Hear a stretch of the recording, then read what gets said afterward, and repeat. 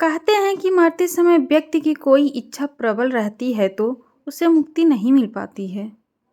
व्यक्ति अपनी उस इच्छा को किसी न किसी रूप में जरूर पूरा करता है। इसके लिए चाहे उसे पुनर्जन्म लेना पड़े या किसी पशु पक्षी या प्रेत योनि में ही क्यों न जाना पड़े। यह कहानी भी एक ऐसे ही व्यक्ति की है जो अपनी बेटी के साथ हुए धोखे का सदमा सह नहीं सका और बेटी के गम में मर गया। मरने के बाद भी इस व्यक्ति की आत्मा को शांति नहीं मिली। बदले की भावना लिए मरने के कारण यमराज ने इसे नर्क में डाल दिया, लेकिन नर्क की यातना भी इसके बदले की आग को शांत नहीं कर पाई। नर्क से निकलने के बाद भी जब बदले की भावना नहीं गई तो इसे प्रेत योनि में जाना पड़ा और प्रेत बनकर इसने उस साधु से बदला लिया जिसने इसकी बेटी की जिंदगी खराब की थी। आखिर पुनर्जन्म में क्या था वह प्रेत? पूर्व जन्म में प्रेत का नाम सुलेमान था। वह ईरान से भारत आया था और यही बस गया था। इसने सहारनपुर के मुंगेल खेड़ा गांव में एक हिंदुस्तानी महिला से विवाह कर लिया। इसके 4 बच्चे थे जिनमें बड़ी लड़की थी। यह लड़की बहुत ही खूबसूरत थी।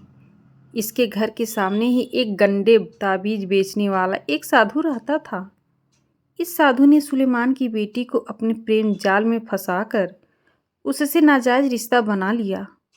सुलेमान ने इस रिश्ते को ख़त्म करने की काफ़ी कोशिश की, लेकिन वह अपने मकसद में कामयाब नहीं हो सका। इस बात का सुलेमान के दिल पर गहरा आघात हुआ और वह इस सदमे में मर गया। आखिरी वक्त में सुलेमान साधु से किसी तरह बदला लेने की दुआ मांगता रहा। प्रेत योनि मिलने के बाद सुलेमान मुंगेल खेड़ा में अपनी कब्र पर आकर रहने लगा। प्रेत योनि में इसे 1000 साल तक रहने की सज़ा मिली थी। जब सज़ा समाप्त होने के कुछ समय शेष रह गए थे, उसी दौरान एक दिन पूर्व जन्म में जिस साधु ने सुलेमान की बेटी के साथ नाजायज रिश्ता बना लिया था, वह सुलेमान को दिख गया। अब उस साधु ने मोहन सिंह नाम के व्यक्ति के रूप में दूसरा जन्म लिया था। सुलेमान ने मोहन सिंह के शरीर में साधु की आत्मा को पहचान लिया और इसके शरीर में प्रवेश कर गया।